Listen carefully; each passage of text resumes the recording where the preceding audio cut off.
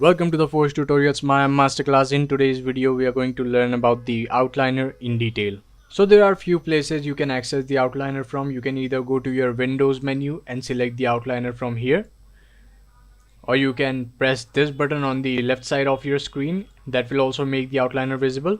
Or you can go to your panels and turn your viewport into an outliner, which we don't usually do. We either access it from the Windows menu or from this button right here.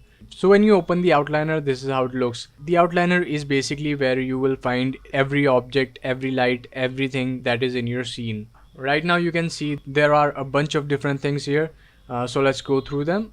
The first four things you see here that have these camera icon are your viewport cameras. For example, if we go to our quad panel view, you can see this is our top view, that is our top camera, and this is our front view, and this is our side view. All those views are your cameras listed right up here. They are hidden by default. You can make them visible, but I really don't recommend it. Just leave them be. Let's go back to our perspective view, and below that you can see now this is my geo group for the hand island that I made. In here you can see that I have grouped all of my geometry to better organize it, and so that is easier for me to find the things that I'm looking for. So you can see there is our water, that is our hand island, and you can see all the polygonal meshes have this icon in front of them, and this is the icon for your group. Now I have made a bunch of groups. For example, we have a group to easily select all our clouds. Let's move on from that. Now you can see there are two lights set up in our scene.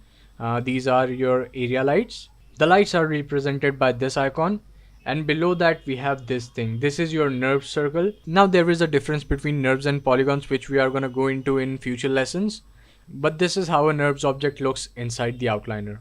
Now you can also sort things and search things by their name inside the outliner. For example, if let's expand our hand island and go deeper into our tree folder, and let's say that we just want to see everything that has the tree naming convention.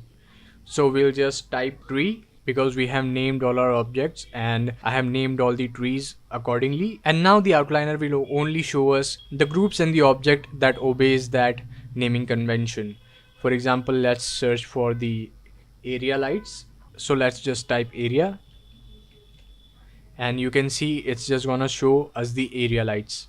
Now let's go back. You can also choose to show or hide items by their object type. Let's click on the show menu and on the objects menu, and from here you can select what type of object you want to show and what type of object you want to hide. You can also click on show all. This will, just as it says, show everything. You can also go to your display and turn things on and off from here. Now let's talk about how to move items within the outliner.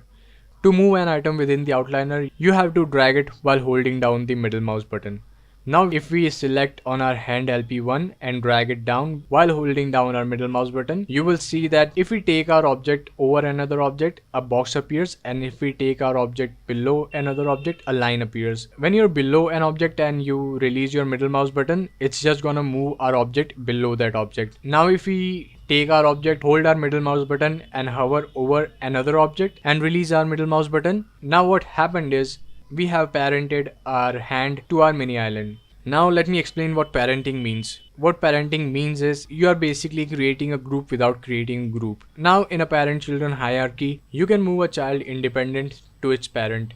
But when you move a parent, the child moves with it. And there are a few more things with rotation and scale that happens in a parent and child relationship, which is a little bit different from the grouping method, and we will also go into that in future lessons.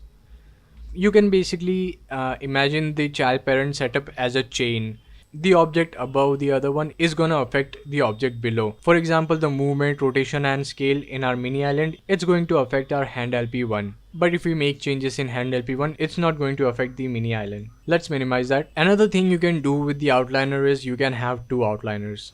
You just go to the bottom of your outliner and hold your left click and drag it up. Now you have two outliners. Now the benefit of having two outliners is it's way easier for you to move objects around.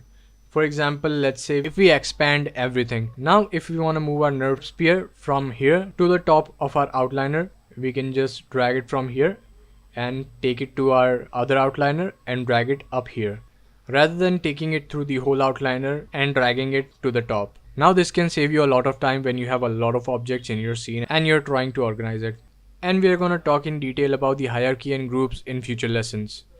So now that you know about the outliner, Remember that it is really important that you keep your scene organized, name everything properly so it is easier for you to find an object that you're looking for. And believe me, it's gonna save you a lot of time in the long run.